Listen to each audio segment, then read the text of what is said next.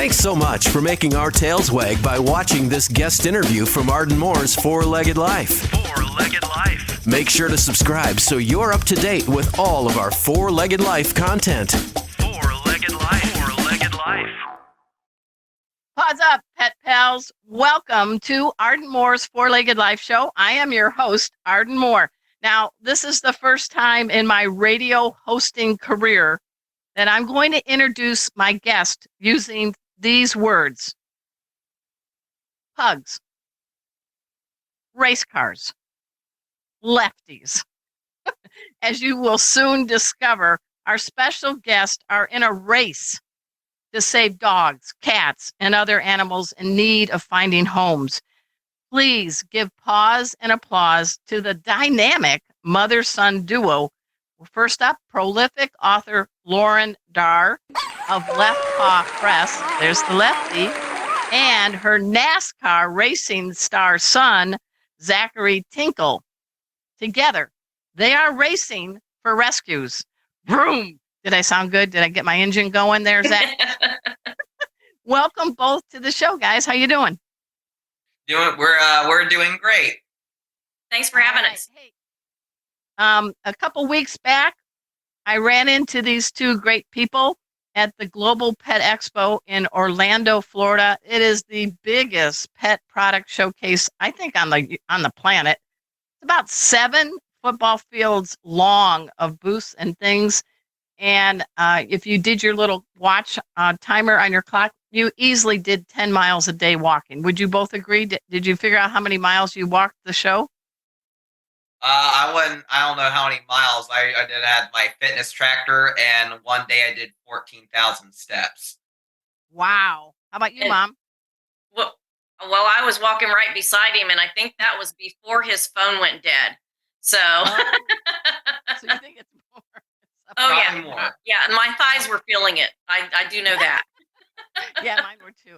You know, it's kind of cool because we want to dedicate this show to pets that need homes. And right now, folks, on our show, we've got 2 people that aren't just walking the walk or talking the talk.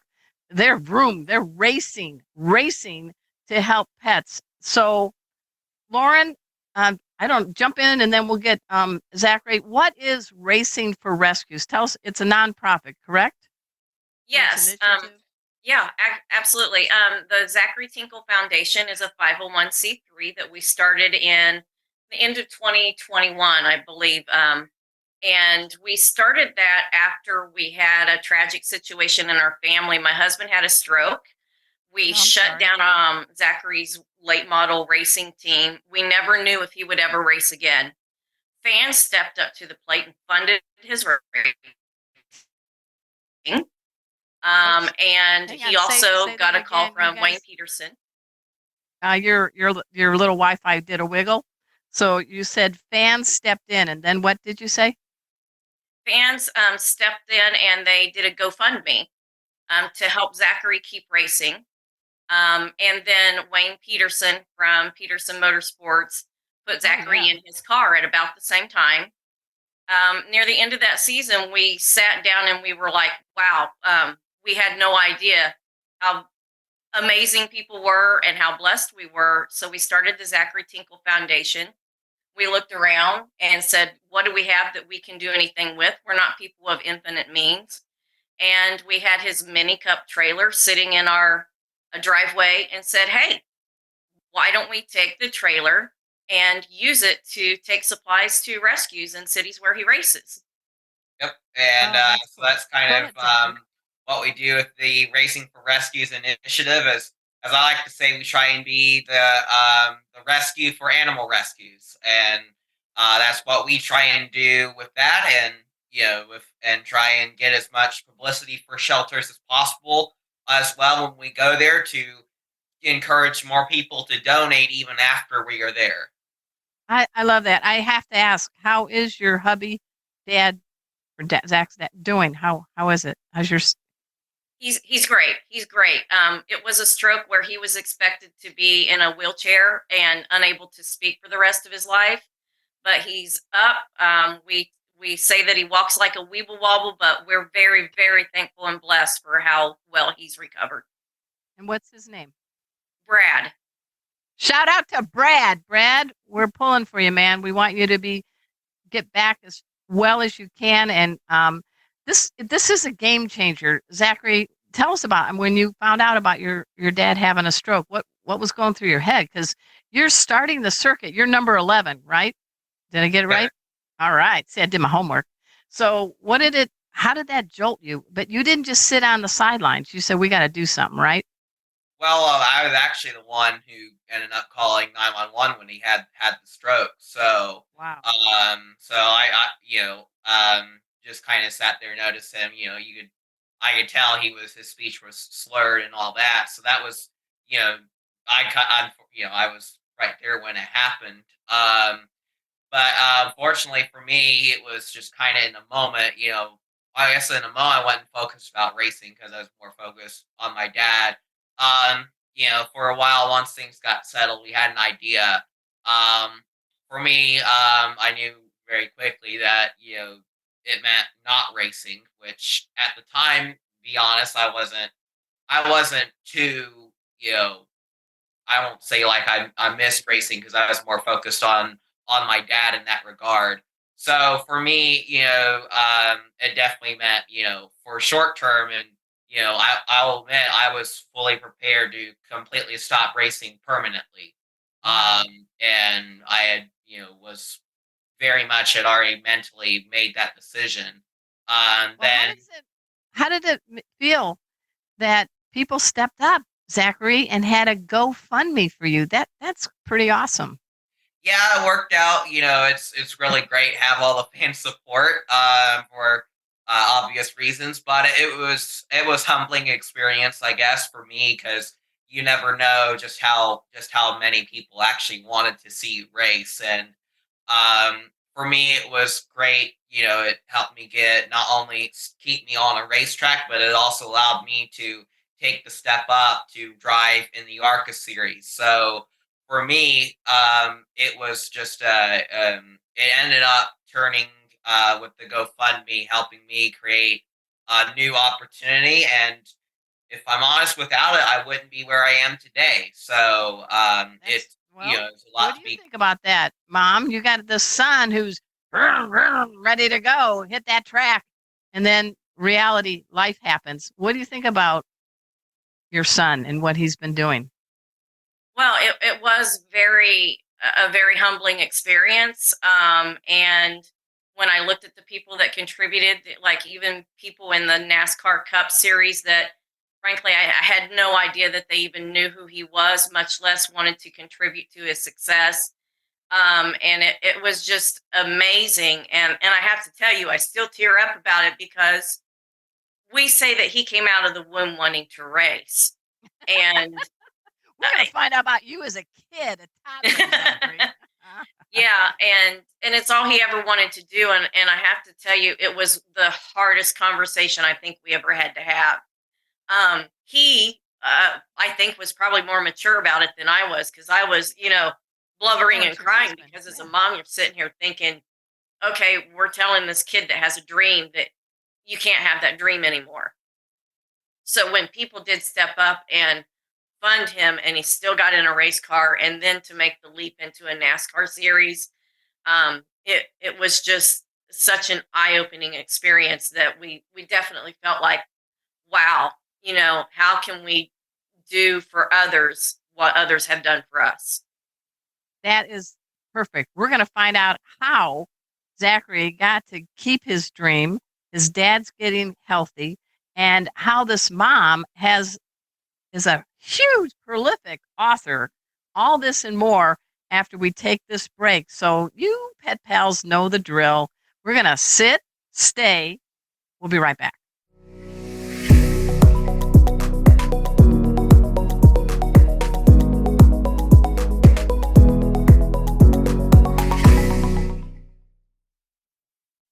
Welcome back to Arden Moore's Four-Legged Life Show. I'm your host, Arden Moore.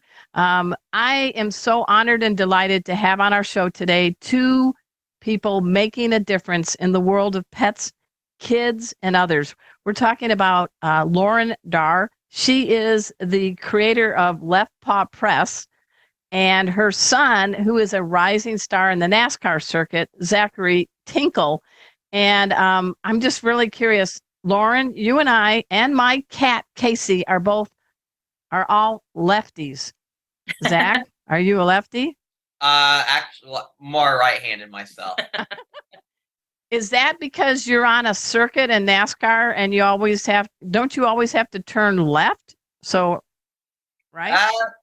For me, it's for me, you use both hands a lot, but it's actually probably better to be left-handed than right-handed in NASCAR. That's what I was going to ask you. Yeah. You do work more with the right because you're shifting with your right as well. Your left, it just kind of depends. Like a lot of Cup drivers are left-handed, so it just kind of depends. So, but yeah.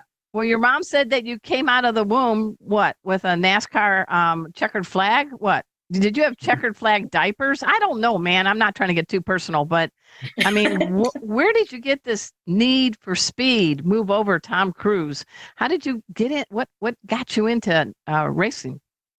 I would say for me, it was a lot of it. Like for me, early on, I'd say earliest memories was, of course, watching NASCAR on television while I could. But a lot of it was my grandfather on my mother's side. My mother's dad he had a bunch of old cars and Indian bikes, so I really got into cars at a very early age. Motorcycle bikes you're talking about? Yeah, he used to. Yeah. So what he did was that he used to restore Indian motorcycles by hand. So he had that, and he had like a 1956 Nash Metropolitan was like the first car I sat in.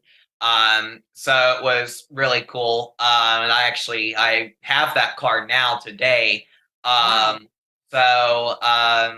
yeah, so that kind of was, I would say, what kind of got me. So what's your grandfather's interested. name? We like to shout out names. Well, my Larry was my grandfather's name, and so we, had him. Nice. That was how much I got into it with him and showing me around the car and all that. So now you guys are you're kind of your home track would be the Speedway in Indiana, right? Mm-hmm. Yeah, from Indiana. Did you guys know I'm from Indiana? You mentioned that. I is from Crown Point, Indiana. Yeah. Yeah, up north. So I understand you and I, Zachary, have a favorite. He's now retired NASCAR racer. Who's your guy? Who's number 24? Jeff Gordon. And why do you like Jeff Gordon? Why did you like him in his career? I just think he looks like the human version of that powerful Mach 5. Go Speed Racer, go Speed Racer, go. He did look like, come on, he did look like Speed Racer, right?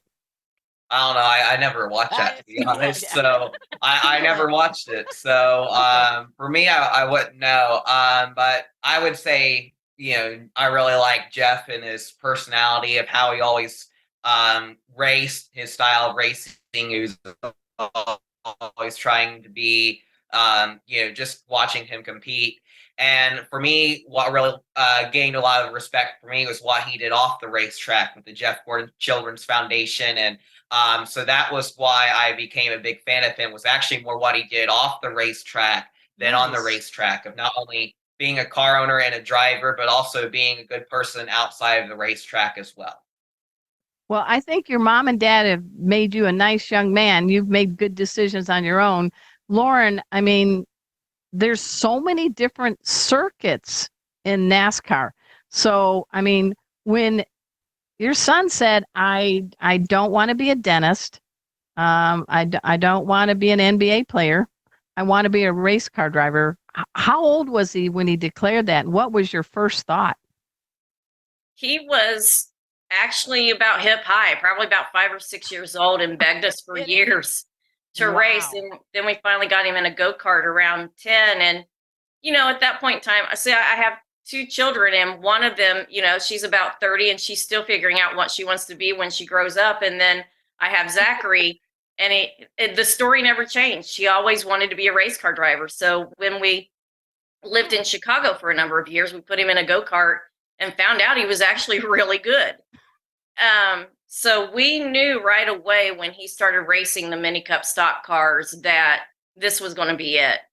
So we started to focus on marketing and those types of things. And we even formed Tinkle Family Racing, I think, when he was 12, because we knew that this was probably his life's path, even though Mom and Dad both went to college and, we're big believers in education. We felt like he's going to have one shot at this. Schooled on the track. Come on, Mom. He's getting schooled on the track, right?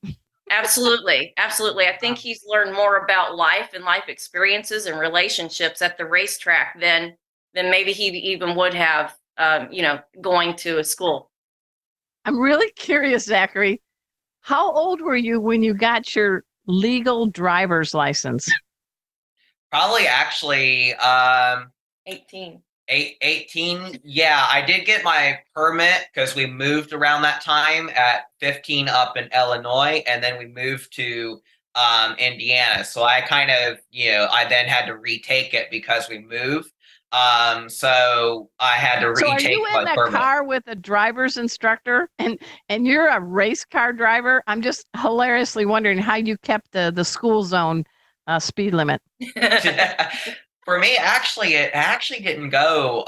It went very well, actually. Like, it only was like, was fully prepared and like, okay, I'm going to have like a 30-minute driving test. And then it was like 3 minutes. And I'm like, well, did I fail immediately? And it turned out I passed. So it actually went really well, but I'll admit I didn't expect it to. I tried to get him to wear his race suit to the driving test, and he wouldn't do it. Oh, that would have been nice. We're going to be taking a break soon, and we're going to dive into what Lauren's life career has been. And I'm going to bring in that third word that I said all relate to this conversation. We've talked about lefties. We're talking about racing. And when we come back from our break, we're going to talk about the pugs. So before we take a break, though, quickly, Lauren, how do people find out more about you? What's the best place to find you? ZacharyTinkle.com is where you'll find out about Zachary, and leftpawpress.com about the books. That sounds good. And you're both on Facebook and all those other fun things, right? Yes, absolutely. All right. Well, everybody just stick and idle. We're going to come back and learn more about Zachary and Lauren after we take this break.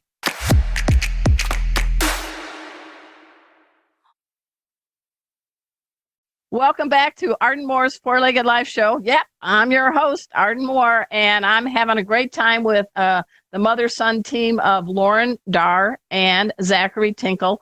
Now, Zachary, quickly, there's different levels in racing. You're the driver of number 11, and you are with, I think I had it here, the ARCA Menards Series. I have no idea what that means. Well, ARCA is basically the fourth tier on the ladder, if you will. So basically, the Cup level's the premier division. Then there's the Xfinity Series is the second tier. Then the Truck Series is the third tier, and then you have the ARCA Series as the fourth tier. So, pretty much that it kind of goes up the ladder. So.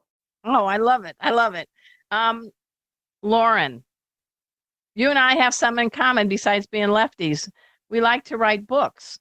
I think you're going to smoke me now. I have written 27 pet books and probably another 10 books, medical and all, with doctors and all that. But I'm an idle gear compared to you. Have you ever counted how many books you've written? At one point in time I did, but I think I have around 70 out there. About 70. Wow. Something like that. And I think in a way you have your son to blame or congratulate, because you were kind of in a marketing firm, weren't you? And he was in elementary school. I was learning about the story. I think it's a story that a lot of parents want to hear, because what you did was have him become a lover of words, a lover of books. So Set the scene. Here's young vroom vroom Zachary, and he's in elementary school, and you were finding out he didn't really dig books, right? Right. Well, before he went into elementary school, he was an avid reader and he loved it. And then something just switched in his brain when he went to elementary school, and I was trying to figure out how to keep him interested in reading. And so our pug dogs at the time, I would put their names in nursery rhymes. And give me a hint. Come on, you got to give me a little rhyme. Come on, this is radio. People are listening.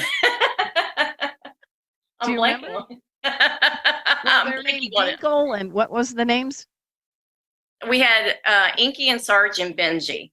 So like Benji jumped over the moon. And then you, Zachary, you're hearing your dog's name in a rhyme. What was that doing to you? If I'm honest, I don't really remember. I was a bit too young to remember at the time, so I'll just That's all right. I'll just go what my mom said. But you were trying to get him jazzed back into reading, right? Yeah, and so he thought it was kind of funny when I would do nursery rhymes, goofing around the house, and he said you should put that in a book. So I started researching how do you do a book, and I intended to do like one copy of one book for my son. Aww. And then he thought it was cool when Mother Pug nursery rhymes came out, and then he said you need to do at least one pug book a year. And so I made a promise to him I would do at least one pug book a year until he graduated high school. And I believe I kept that promise, but he's also, the reason that we have Left Paw Press. So I'm looking on your site, Left Paw Press. There are books, and there also are videos. I personally like the video on Pug Benji, and also Dinky Inky, the stinky pug. What happened to Dinky Inky? How did he get to be the stinky pug? Well, she farted a lot. Is that called combustion exhaust in racing, Zachary? Probably worse than that. That's hilarious. That's my gosh. I can't believe we're talking about farts on the air, but that's okay. That's fine. That's fine. So these books, you also have coloring books now, and you're also having libros de español. That's my Duolingo. I sound Italian, speaking Spanish, but tell us a little bit about your books and just the way they're being disseminated, and what made you say let's get Spanish books too. Yeah, absolutely. Well, we have several categories. I've written on pet fashion, like the pet fashion encyclopedia set that goes through around 200 different breeds of dogs on how to design for those specific breeds. The pug children's books, of course, that you've mentioned. We have coloring books, the Dala coloring series, and then also several of my pug books are in coloring books also. And my husband has a couple books on Ehlers-Danlos syndrome and joint hypermobility, and Zachary has actually written a couple books about racing and like how he got into racing and pursuing your passion and then never giving up for his like Mini Cup Rookie of the Year book. So it's turned into just kind of a family thing. All right, Mr. Author. What so your mom inspired you, right? So tell us about the two books that you've done, Zachary. So I've written two books. The second one's kind of a follow-up from the first one, where it's about how I got into racing, where it's the Mini Cup Decisions, my first book, and then my Rookie of the Year Dream is my second book, and it's about how I got into racing and my journey along that. And then the second book was about my first season racing in Mini Cups, to give a brief overview. You've gotten some awards. You're a real page turner and a lapper. So, I mean, in 2014, it says you were the Rookie of the Year for CSR.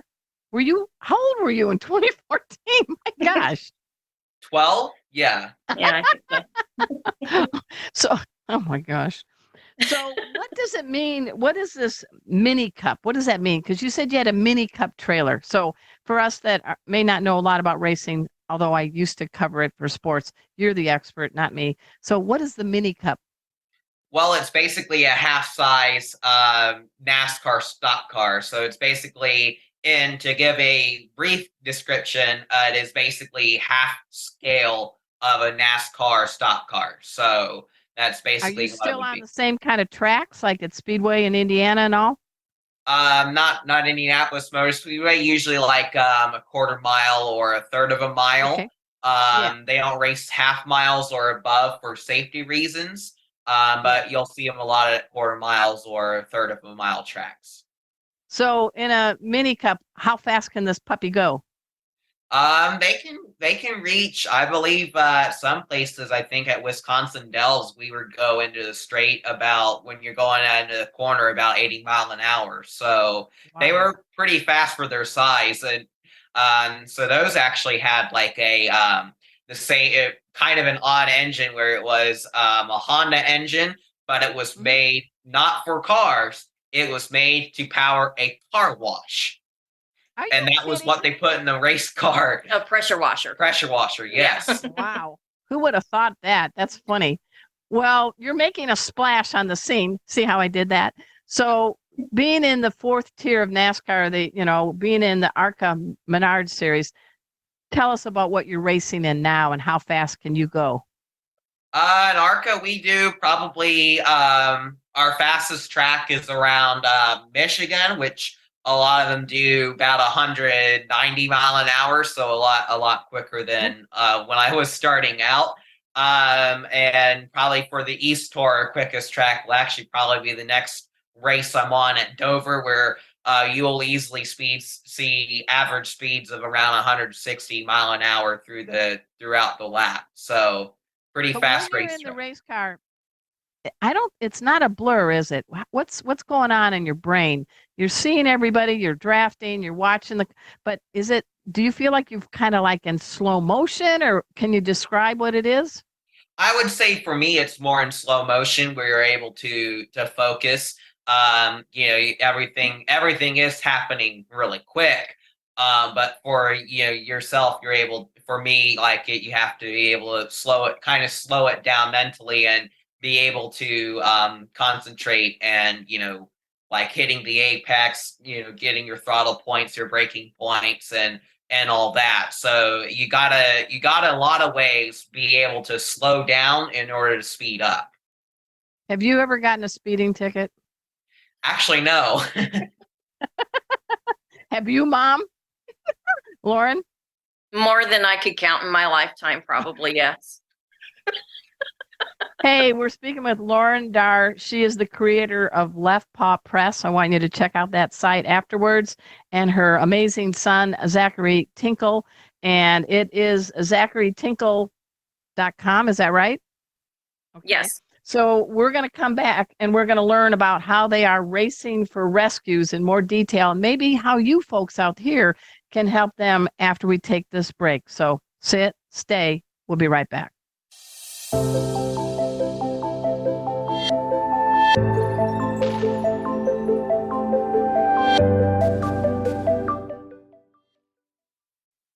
Welcome back to Arden Moore's Four-Legged Life Show. I'm your host, Arden Moore. I'm asking some bizarre questions, but these guys are fielding them very well. We're talking about Zachary Tinkle. He's a rising star in the NASCAR circuit, and Lauren Darr, who smokes me when it comes to the number of books she has written. And I think words are really important. Books are really important. I mean, how did you get all your ideas? Tell us about what's going on. There's all these breeds out there, Lauren. And the pugs are prime time. They're the spotlight. What's up with pugs? Well, when I was about 5 or 6 years old, I would say we had a rescue, even though rescue wasn't really a word that was used a lot at that point in time. My aunt worked in a vet's office, and someone that bred the pug just left it. And so I had Tootie, my first pug, and I used to dress her up and put lipstick on her, and she was the inspiration for my Lipstick on a Pug book. And so I just fell in I'm love not with getting it. into politics, but I think you probably had that phrase before someone else, right? Lipstick on a pug. Yeah, keep going. Probably. But right. yeah, that's how I got started, and I've just always loved the breed, their personalities, how they're good with people and kids, and their personalities fit mine, I guess. Now you have a pug now with a very interesting name. Please share that. Yes, Miss Zuzu LaRue, and it very, very loosely. Zachary, be glad your name wasn't Zuzu. What is Miss Zuzu LaRue like? She's pretty chill. She likes to hang out and just sunbathe most of the time. She Does she ever go to the racetrack? No, not really. No, Okay. because we're in the NASCAR series now, she's really not allowed at the track. Okay. When Zachary was younger and we were racing at more local tracks, they all knew Bella, our pug at the time, because Bella always had a tutu that matched Zachary's race suit, and Tutu? Zuzu now has Zachary's one. tutu? No, Zachary, you No. weren't wearing a tutu. No, Zachary doesn't No. wear the tutu. I can't fit in it. We could have had a new slogan: "Real men wear tutus." So when I met you at Global, I see this dude lit up like a billboard, and you have a lot of sponsors. That's nice. It is hard. It's an expensive sport, Zachary. So I mean, that's part of it. You're learning business as well as racing. Can you kind of give people an idea? It's very expensive being a race car driver. Unfortunately, it is. So for us, as we didn't come from the racing industry. We weren't in it for years and years and years before, and my dad didn't race. So for me, it was a lot of learning, I guess, on the fly in a lot of ways. And you had to learn about the business of the sport, and trying to raise money with sponsorship, and just to compete at this level. And it is unfortunately the hardest part about racing, is that in racing it's not like the NFL, the NBA, or anything else where there's scouts. Unfortunately, in racing you have to bring money to the table. And so And different than football, baseball, or basketball, people are sitting on the bench in those sports making millions. You don't win anything unless you win or place, right? exactly. So for us, it's it's and the prize money in like ARCA and NASCAR, there is the prize money goes to the owners, so the car owners. So you don't actually make prize money. You would have to, of course, in Cup, some do get part of the prize money, but that's all contract negotiations. Um, It's a but the little, very yeah. the very advanced part of the sport. But yeah, so for us, that's it's kind of the business of it too. Well, it doesn't it help to have a mom who's pretty savvy on marketing? I will definitely say it does not hurt, and it's I would say probably our biggest advantage, in that we can market the heck out of any brand that associates with us, and I feel like we do a very good job in that department. What do you think, Lauren? You've got a superpower. Your son is a speed racer, but your superpower is marketing. Anything you want to share on that? Yeah, I definitely think that's a distinct advantage for us and for Zachary. And personally, I feel like I'm passionate about him, not just because of his skills, but because of what he does off of the racetrack. And I feel like, okay, if there's only 40 some spots in the NASCAR Cup Series, what type of person would a company want to sponsor? And I feel like Zachary is that type of individual, because he's doing things not only on the racetrack, but off. So let's dive into racing for rescues. You've got your mini cup trailer. Um, this you took a bad situation and decided to help pets in need. So how big is this trailer, and what kind of stuff have you been putting in? And give me an example of a place you just recently donated to a rescue group. Yeah, so it's around 16 feet long, and used to store his mini cup trailer in it. Sometimes we will put the mini cup car in there for display, because Oh, it does cool. attract attention to the A rescue. little, yeah, a little. I think. And Yeah. yeah, and we even let people get in the mini cup car and climb in and out of it and see what a race car is like.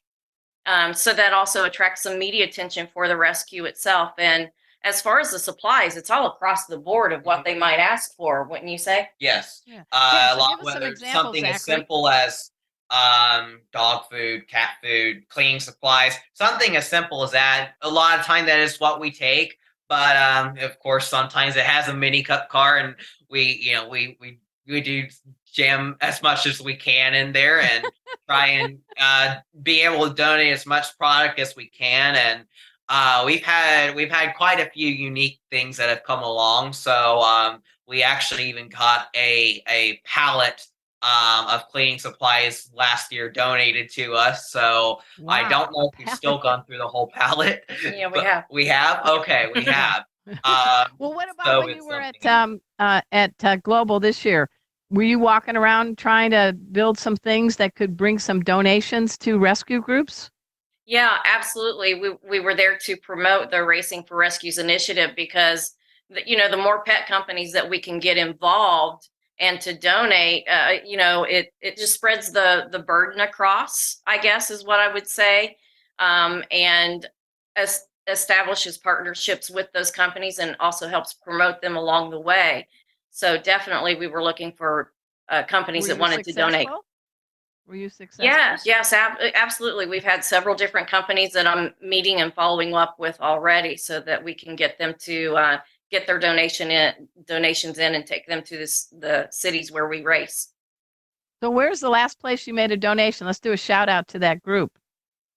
Well, we actually did a fundraising thing for Speedway Animal Rescue right here in Speedway. He got a call and said, "Can you come to this?" That was more of an appearance. We've been to Tuscaloosa Metro Animal Shelter. That was one of our big ones down in Alabama when he Nice. raced at Talladega. That was a really good You were on the experience. Talladega. Oh, nice. That's sweet. That's sweet, Zachary. Cool.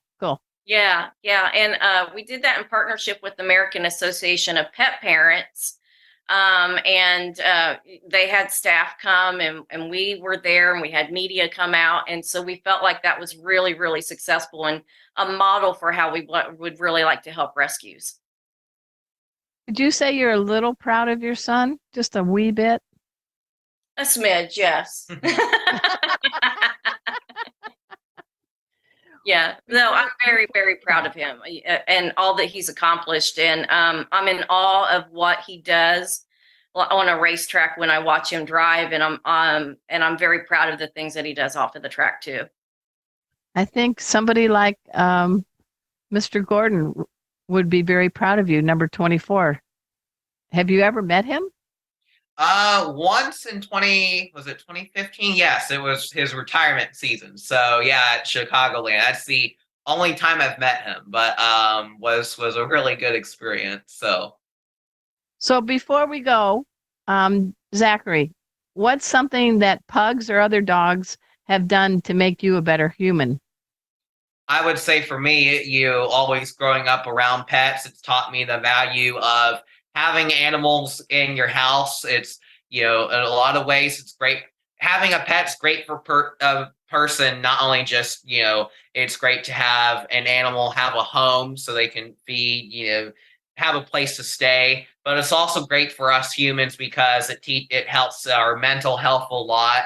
And it definitely keeps you relationships as well. Where you always have your dog, and it's great to have that. So I like that. How about you, Miss Pug Parent? What have dogs done to make you a better human, Lauren? Oh, infinitely, so many things that I couldn't recount them all, but I think they've just brought a lot of great joy to my life. And I believe that pets are better for us than sometimes we are for them because of how they bring us joy. And, let's face it, a pug, you've just got to laugh at them all the time. And for him, he may not realize this, but I think it also teaches children responsibility and how to treat others when they're being raised up. And a lot of subliminal ways people may not realize that those are benefits that even children can get from having a pet. Well, everybody, I can't believe the show's almost over, But we do want to make sure you dash over to leftpawpress.com and ZacharyTinkle.com to learn more about racing for rescues. You two survived me. Y'all good? Yep. We survived. We need the T-shirt. I survived. All right.